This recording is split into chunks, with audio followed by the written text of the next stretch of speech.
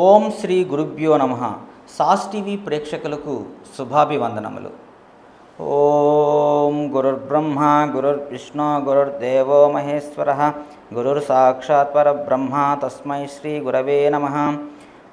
ఆపదామపహర్తారం దాతారం సర్వసంపదాం లోకాభిరామం శ్రీరామం భూయో భూయో నమామ్యహం. జై శ్రీరామ్. ఓం నమో వెంకటేశాయ. ఏప్రిల్ 28వ తేదీ నుండి మే 4వ తేదీ వరకు వారఫలమును సూచనప్రాయముగా తెలుసుకుందాం. పంచాంగ వివరములు. స్వస్తిశ్రీ క్రోధినామ సంవత్సరం ఉత్తరాయణము, వసంత ఋతువు చైత్రమాసము, కృష్ణ చతుర్థి మూలా నక్షత్రము, శివయోగము, బాలవకరణము ఈ ఆదివారంతో మొదలవుతున్నది. గ్రహసంచార గమనాలను పరిశీలన చేసినట్లయితే మేషంలో సూర్యుడు గురు శుక్రులు సంచరిస్తున్నారు. సూర్యోదయ లగ్నం మేషం. కన్యలో కేతువు, ధనుసులో చంద్రుడు, కుంభంలో శని, మీనంలో కుజబుధు రాహువులు కలిసి సంచరిస్తున్నారు. శుక్రమౌఢ్యమి చైత్ర కృష్ణ చవితి ఆదివారం 2024 ఏప్రిల్ 28వ తేదీ నుండి ఆషాఢ శుక్ల పంచమి గురువారం అనగా జూలై 11, 2024 వరకు శుక్రమౌఢ్యమి జరుగుతుంది. అదేవిధంగా గురుమౌఢ్యమి కూడా మొదలు కాబోతుంది. చైత్రకృష్ణ దశమి శుక్రవారం అనగా మే 3వ తేదీ 2024 నుండి వైశాఖ కృష్ణ ఏకాదశి ఆదివారము అనగా జూన్ 2, 2024 వరకు గురుమౌఢ్యమి కూడా జరుగుతుంది. అంటే శుక్రమౌఢ్యమిలోనే గురుమౌఢ్యమి కూడా జరుగుతున్నది.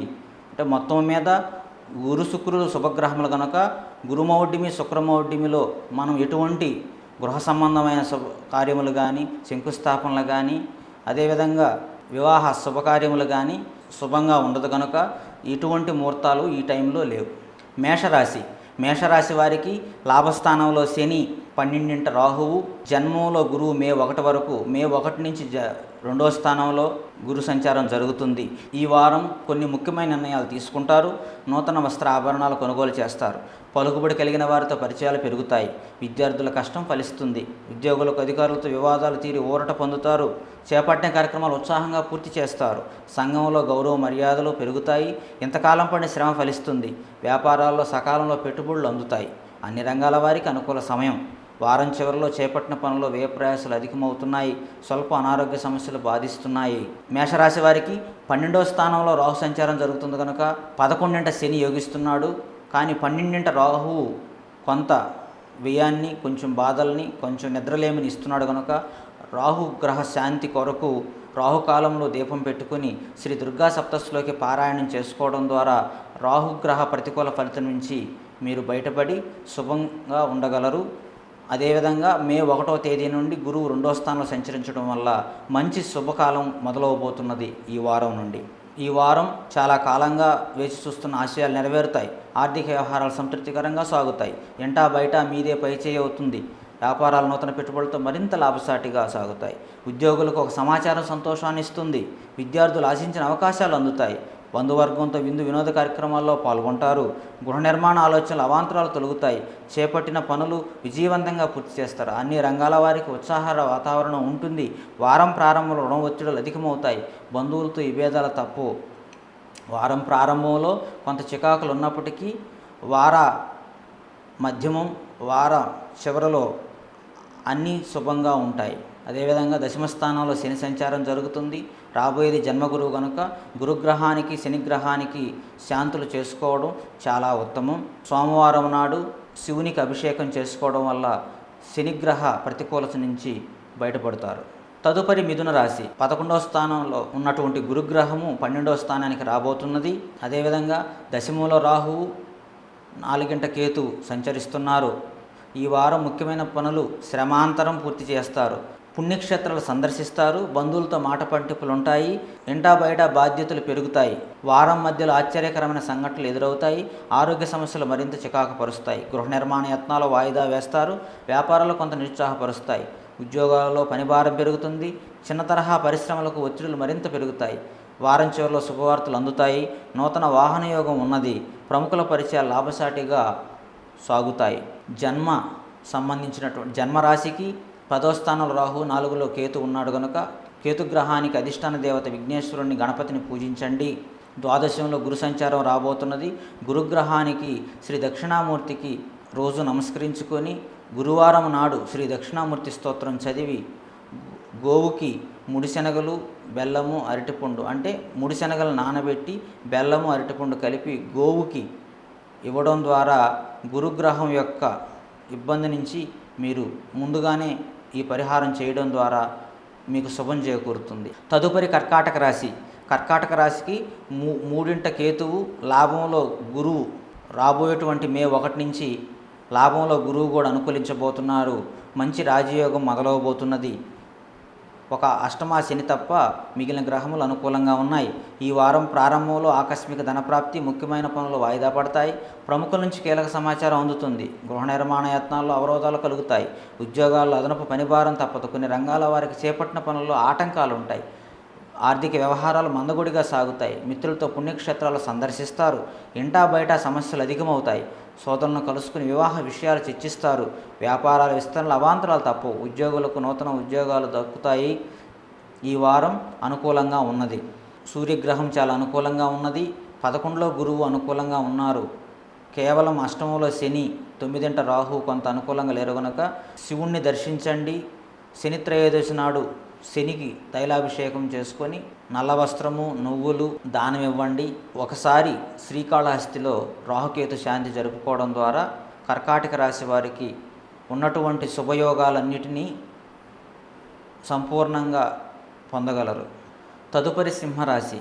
సింహరాశికి 9వ స్థానంలో గురువు దశమ స్థానానికి రాబోతున్నారు. అదేవిధంగా సప్తమంలో శని అనుకూలంగా లేరు. అష్టమంలో రాహు అనుకూలంగా లేరు. ఈ వారం స్థిరాస్తి వివాదాలు కొంతమేర తొలగుతున్నాయి. ఆర్థిక పరిస్థితి కాస్త మెరుగుపడుతుంది. అనుకున్న వ్యవహారాల్లో ఆశించిన ఫలితాలు ఉంటాయి. గృహమున శుభకార్యాలు నిర్వహిస్తారు. సంఘంలో ప్రముఖులతో పరిచయాలు మరింత పెరుగుతాయి. విద్యార్థుల పోటీ పరీక్షల్లో విజయం సాధిస్తారు. చిన్ననాటి మిత్రులను కలుసుకుంటారు. ఆధ్యాత్మిక సేవా కార్యక్రమాల్లో పాల్గొంటారు.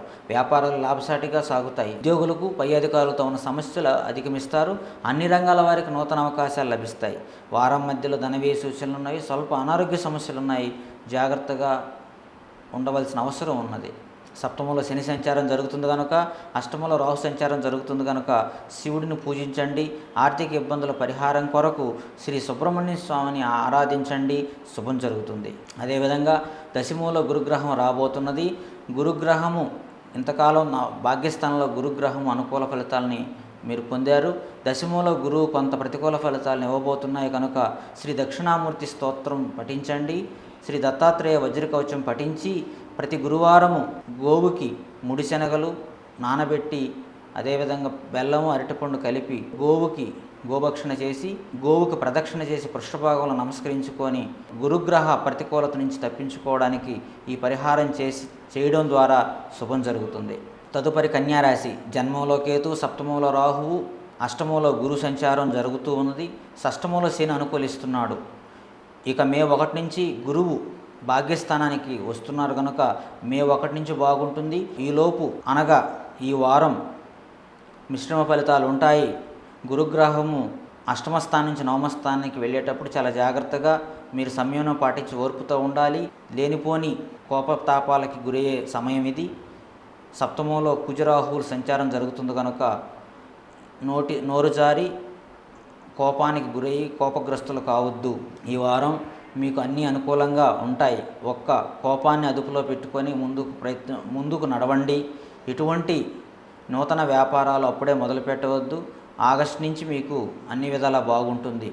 కానీ ఈ వారంలో మీకు ఆర్థిక వ్యవహారాలు ఒడిదుడుకులు తొలుగుతాయి. దూర ప్రాంతాల నుంచి శుభకార్యాలు ఆహ్వానాలు అందుతాయి. వ్యాపారాలు అనుకున్న లాభాలు ఉంటాయి. ఉత్సాహంగా ముందుకు సాగుతారు. నూతన గృహ వాహనాలు కొనుగోలు చేస్తారు. ముఖ్యమైన పనులు సకాలంలో పూర్తి చేస్తారు. బంధువులతో సఖ్యత పెరుగుతుంది. నిరుద్యోగులకు నూతన అవకాశాలు అందబోతున్నాయి. ఉద్యోగాల్లో పదోన్నతులు పెరుగుతాయి. చిన్న తరహా పరిశ్రమలకు వాతావరణం అనుకూలంగా ఉంటుంది.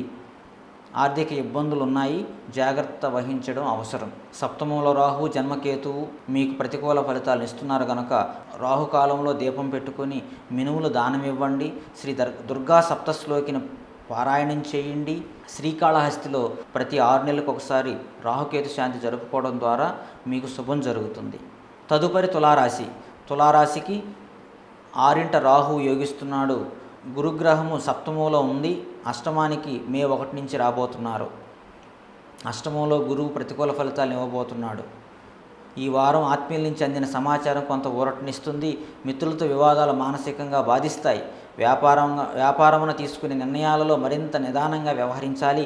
చేపట్టిన వ్యవహారంలో కొద్దిగా ఆటంకాలు ఎదురైన పట్టుదలతో అధిగమిస్తారు. ఆదాయ వ్యయాలు సమానంగా ఉంటాయి. స్థిరాస్తి వివాదాలు చికాకు పరుస్తాయి. పుణ్యక్షేత్రాలు సందర్శిస్తారు. బంధువుల నుంచి కొన్ని విషయాలు ఒత్తిడులు తప్పు.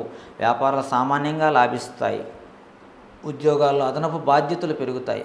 కొన్ని రంగాల వారికి శ్రమ మరింత పెరుగుతుంది. వారం మధ్యలో కుటుంబ సభ్యులతో శుభ కార్యక్రమాల్లో పాల్గొంటారు. దూరపు బంధువుల కలయిక ఆనందాన్ని కలిగిస్తుంది. బాధకాధిపతి అయినటువంటి సూర్యుడు సప్తమంలో సంచరిస్తున్నాడు. ఉష్ణ సంబంధమైన ఆరోగ్య సమస్యలు, క్షుద్బాధ, పంచమంలో శని సంచారం యొక్క దృష్టి సూర్యుడి మీద ఉన్నది. ఒక గ్యాస్ట్రిక్ సంబంధంగా అజీర్ణ సంబంధించినటువంటి ఇబ్బంది ఉంది. జాగ్రత్తగా ఉండాలి. వేడి పదార్థాలు తీసుకోకుండా చలవ పదార్థాలు తీసుకోవాలి. ఆరోగ్యాన్ని విషయంలో జాగ్రత్తగా ఉండాలి. ప్రతిరోజు సూర్యోదయానికి ముందే నిద్రలేసి సూర్య నమస్కారాలు చేసుకొని ఆదిత్య హృదయము, శ్రీ సూర్యాష్టకం పఠించడం ద్వారా తులారాశి వారికి మంచి జరుగుతుంది. అదేవిధంగా అష్టమంలో గురు సంచారం జరగబోతుంది కనుక గురుగ్రహానికి అధిష్టాన దేవత బ్రహ్మ శివుడు అంటారు కనుక శివునికి శివుడిని గురు రూపంగా శ్రీ దక్షిణామూర్తిగా ఆరాధించడం ద్వారా శ్రీ దక్షిణామూర్తి స్తోత్రం పఠించడం, శ్రీ దత్తాత్రేయుడిని ఆరాధించడం, ప్రతి గురువారం ముడిశనగలు, బెల్లం, అరటిపండు ఆవుకి ఇవ్వడం ద్వారా తప్పకుండా గురువు యొక్క ప్రతికూల పరిస్థితుల నుంచి అనుకూలంగా మార్చుకొని శుభంగా చేకూరగలదు. తదుపరి వృశ్చిక రాశి. వృశ్చిక రాశికి చతుర్థ స్థానం అనగా అర్ధాష్టమ శని జరుగుతున్నది. పంచమంలో రాహువు, షష్టమంలో ఉన్న గురుగ్రహము సప్తమానికి మే 1 నుంచి రాబోతున్నారు. గురువు ప్రతికూల పరిస్థితుల నుంచి అనుకూల పరిస్థితులకు రాబోతుంది కాబట్టి మే 1వ తేదీ నుంచి ఈ వారమే మీకు మంచి శుభయోగం మొదలవుతున్నది. ఈ వారం ప్రత్యర్థులు సైతం మిత్రులుగా మారుతారు. చిన్ననాటి మిత్రులను కలుసుకుని సంతోషంగా గడుపుతారు. గృహ నిర్మాణ యత్నాలు సానుకూలమవుతాయి. ఆర్థిక వ్యవహారాలు సంతృప్తికరంగా సాగుతాయి. రుణబాధల నుంచి విముక్తి కలుగుతుంది. నూతన పనులు ప్రారంభించి సమయానికి పూర్తి చేస్తారు. సంఘంలో విశేషమైన ఆదరణ లభిస్తుంది. వ్యాపారాలు గతం కంటే మెరుగుపడతాయి. ఉద్యోగాల్లో సమస్యలు తీరి ఊరట లభిస్తుంది. అన్ని రంగాల వారికి అరుదైన అవకాశాలు అప్రయత్నంగా లభిస్తాయి. వారం మధ్యలో ఆస్తి వివాదాలు చికాకు పరుస్తాయి. ప్రయాణాలు వాయిదా వేయడం చాలా మంచిది. గోచారీత్యా అర్ధాష్టమ శని జరుగుతుంది కనుక శివుడిని పూజించండి. సోమవారం నాడు శివునికి పాలాభిషేకం చేయడం ద్వారా మంచి జరుగుతుంది. అదేవిధంగా సప్తమంలో గురుగ్రహము చాలా అనుకూలంగా ఉన్నది కనుక చాలా వరకు ఇప్పటి వరకు ఉన్న సమస్యల నుంచి బయటపడతారు. పంచమంలో రాహు ఇప్పటి వరకు కొంత ఇబ్బందిని కలుగజేసినప్పటికీ అన్ని గ్రహాలు సానుకూలమవుతాయి. అయినప్పటికీ రాహుగ్రహ శనిగ్రహ శాంతి జరుపుకోవడం వలన ఈ సప్తమంలో రాబోతున్నటువంటి గురువు యొక్క గొప్ప శుభయోగాన్ని పరిపూర్ణంగా అనుభవించడానికి, పరిపూర్ణంగా పొందడానికి, మీకు అన్ని విధాల ఎటువంటి ఆటంకములు లేకుండా ఉండడానికి శనికి రాహుకి శాంతులు జరుపుకోవడం ద్వారా చాలా శుభం జరుగుతుంది. తదుపరి ధనుసు రాశి. 3వ శని, 5వ గురువు, చతుర్థ రాహువు, దశమంలో కేతువు సంచరిస్తున్నారు. ఈ వారం దూరపు బంధువులను అందిన ఆహ్వానం సంతోషం కలిగిస్తుంది. సన్నిహితులతో విభేదాలు పరిష్కరించుకుంటారు. ఆస్తి వివాదాల నుంచి బయటపడతారు. గృహ నిర్మాణ యత్నాలు వేగవంతం చేస్తారు. చేపట్టిన పనులు విజయవంతంగా పూర్తి చేయగలరు. ఆర్థిక లావాదేవీలు ఆశాజనకంగా ఉంటాయి. వ్యాపారాలు ఉత్సాహంగా సాగుతాయి. నూతన వ్యాపారాలు ప్రారంభించిన లాభాలు అందుకుంటారు. ఉద్యోగాలలో నూతన ప్రోత్సాహాలు అందుతాయి. నిరుద్యోగులకు నూతన అవకాశాలు అందుతాయి. వారం చివరిలో అనుకోని ధనవ్యయ సూచనలు ఉన్నవి. కుటుంబంలో గందరగోళ పరిస్థితులు ఉంటాయి. మానసిక చికాకులు తప్పు, జాగ్రత్త అవసరం. పంచమంలో గురువు మే 1 వరకు సంచరిస్తారు. తదుపరి 6వ గురుగ్రహము ప్రతికూల ఫలితాలు ఇవ్వబోతుంది. గురుగ్రహానికి శాంతి జరుపుకోవాల్సిన అవసరం ఉంది. శ్రీ దక్షిణామూర్తికి అభిషేకం చేసుకొని శ్రీ దక్షిణామూర్తికి ముడిశనగలు గుగ్గిళ్ళుగా ప్రసాద వితరణ చేయడం ద్వారా, అదేవిధంగా గురువారం పూట రావి చెట్టు ప్రదక్షిణ, గురువారం నాడు ముడిశనగలు నానబెట్టి బెల్లం, అరటిపండుని గోవుకి ఇవ్వడం ద్వారా రాబోయేటువంటి గురుగ్రహ ప్రతికూల పరిస్థితుల నుంచి బయటపడగలరు. అదేవిధంగా చతుర్థంలో రాహు ఉంది కనుక మానసిక అశాంతి తెలియజేస్తుంది. రాహుకేతు శాంతి తప్పనిసరిగా అవసరం ఉన్నది. శని అనుకూలంగా ఉన్నాడు కనుక ఈ వారం అన్ని విధాలా మీకు అనుకూలంగా ఉంటుంది. తదుపరి మకర రాశి. 2వ శని, 3వ రాహువు, 4వ స్థానంలో గురువు సంచరిస్తున్నారు. ఈ వారం నిరుద్యోగులకు నూతన ఉద్యోగ యోగం ఉన్నది. చిన్ననాటి మిత్రుల కలుసుకొని కష్టసుఖాలు విచారిస్తారు. నూతన గృహయోగం ఉన్నది. నూతన కార్యక్రమాలు చేపట్టి అనుకున్న విధంగా పూర్తి చేయగలుగుతారు. ఆర్థిక పరిస్థితి మెరుగ్గా ఉంది. దీర్ఘకాలిక రుణబాధల నుంచి విముక్తి చెందుతారు. సోదరులతో స్థిరాస్తి ఒప్పందాలు చేసుకుంటారు. వ్యాపార లావాదేవీలు మరింత పుంజుకుంటాయి. ఉద్యోగమున జీతపద్యముల విషయంలో శుభవార్తలు అందుతాయి. వారం ప్రారంభంలో స్వల్ప ఆరోగ్య సమస్యలు ఉన్నవి. ఇంటా బయట చికాకులు ఉన్నవి. జాగ్రత్తగా వ్యవహరించాలి. ఓర్పుతో దృఢచిత్తంతో ముందుకు సాగండి. గోచార రీత్యా ఏలినాటి శని ప్రభావం ఉన్నది కనుక శని త్రయోదశి నాడు కానీ శనివారం నాడు కానీ శనికి తైలాభిషేకం చేసుకొని నువ్వులు దానం ఇవ్వండి.